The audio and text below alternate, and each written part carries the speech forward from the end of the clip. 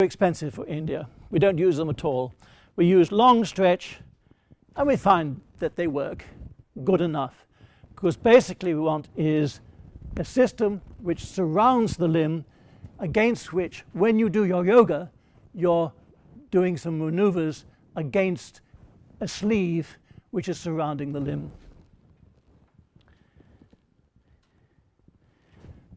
So, not as expert bandaging as in this country or in the UK, but good enough for yoga to have an effect. They may need 20 or so bandages. This is in the home. Bandages which, when washed frequently, have no elasticity, have no stretch. And it is a problem getting enough bandages. But I've learned from leprosy work that the way to do this is to make them yourself. And you get a weaver, you get a spinner, and you produce large lengths of cotton sheeting, which you can then cut up into bandages. What about the results? From that to that. And I'm going to show you lots of photographs.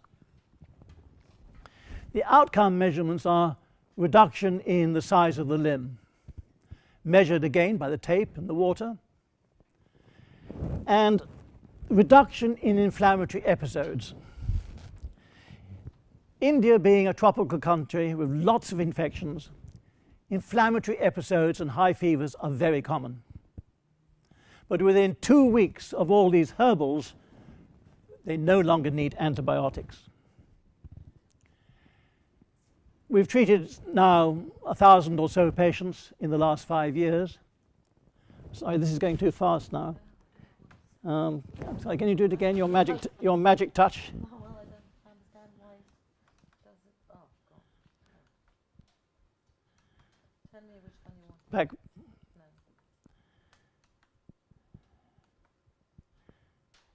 I don't know why it's Back. back. Why is it moving like this? Yeah, and back once more. Right. So reduction in girth, reduction in inflammatory episodes within 2 weeks. We're not having any, really. Reduction in entry points. We have now treated at least 1,000 patients. And some of them have 2 limbs.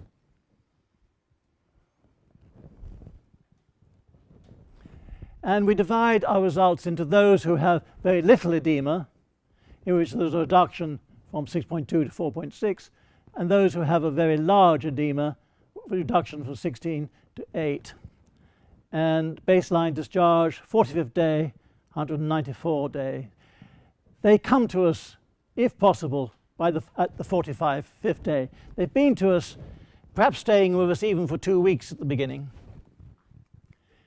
And the large limb is almost 50% reduction in size. Small limbs, 25%, but that's enough to produce a major effect in small limbs. So reduction in 21 days. A lot of the changes in the skin have now gone. 14 days.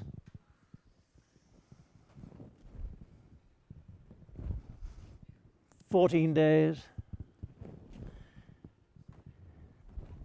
45 days. 50 days, almost a normal leg. 50 days.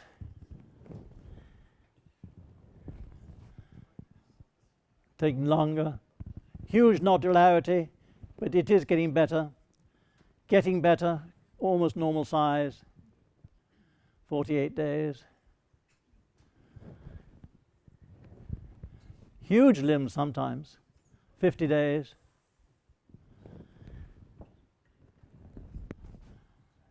"55 days. These are people who have never had any instruction before, and therefore it's not surprising that they can improve.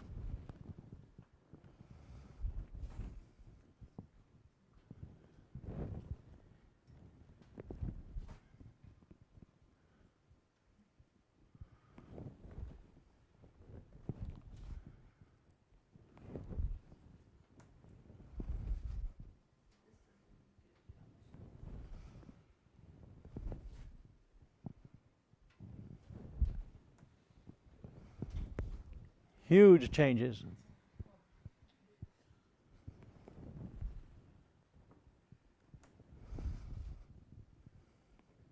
These are people who have had surgery. They're the most difficult. The people who have had debulking and have still got edema. These are much more difficult to treat.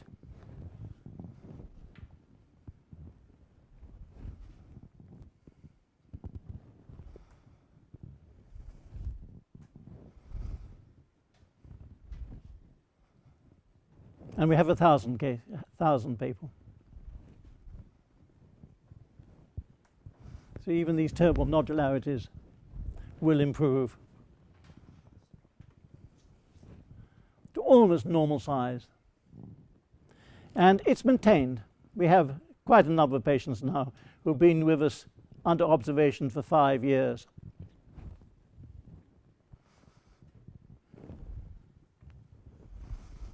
Even 6 years. It's a very normal leg now from the original baseline. This is the story of inflammatory episodes, baseline, and then almost no inflammatory episodes.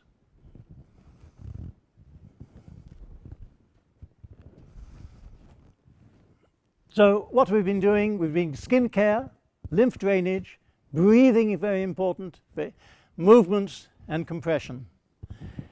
And it's something I wrote about back in 2003 with a medical student called Vakas, in which Dr. Nahari and his team read it and thought, well, we can integrate Western systems with our Indian systems, and we can do it at low cost in for these very poor people.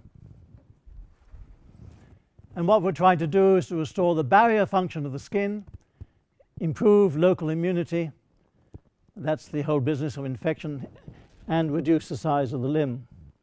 Often these patients come into us bedridden. They're lying on a stretcher, and they go out, and even if their limb isn't totally normal size, they can work and they can manage their home. Yoga is, I think, important. And I think we haven't really worked out why it's important, and we don't understand all the aspects. For instance, when you breathe in yoga, you breathe from one side of the nose, and you have various systems of movement of the hands and the like. And exactly what all this means is difficult to say. But my interpretation of it, working with experts in the field of yoga, is that it acts on the nervous system and acts on blood flow and acts on lymphatic contractility. So it works on the lymphatic pump, and it also empties the veins in the upper chest. And there is a difference between breathing from the right and the left, because our sympathetic nervous system is mostly on the right and our parasympathetic nervous system is mostly on the left. One activates and one inhibits, and exactly how we control our bodies through the sympathetic nervous system may depend a little bit on lateralization to one side or the other.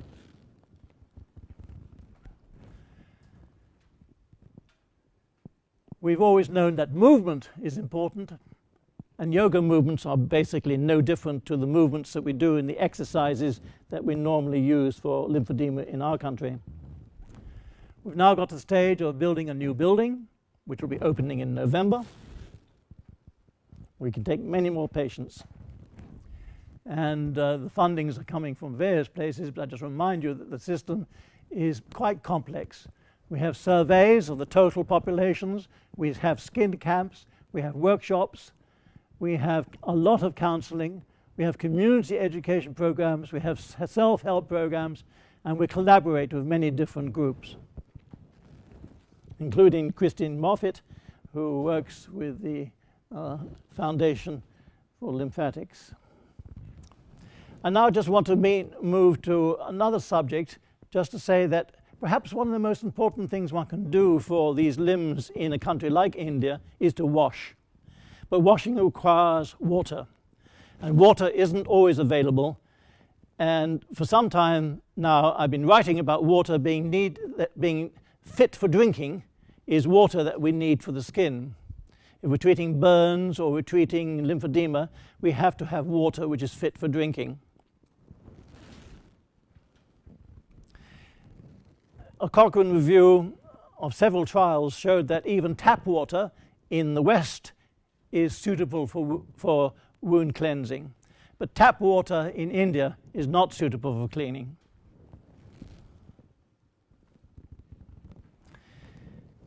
If one Googles water, the leading concerns are overuse of water, how to conserve it, and particularly in India and Africa we do have a problem that water isn't always available, and much of the water is very dirty.